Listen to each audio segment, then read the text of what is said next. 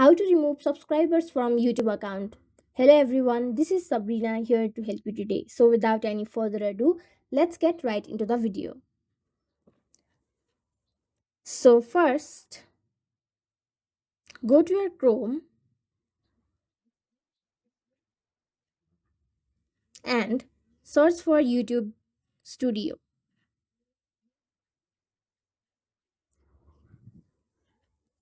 Open YouTube Studio and make sure you are logged in to your YouTube channel. Here in this channel analytics section, if you have subscribers, you will have see the numbers over here.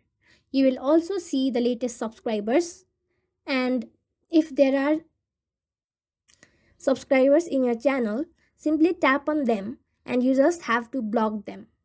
Blocking them will automatically remove them as your subscribers from your YouTube account. So yeah, that's how you do it.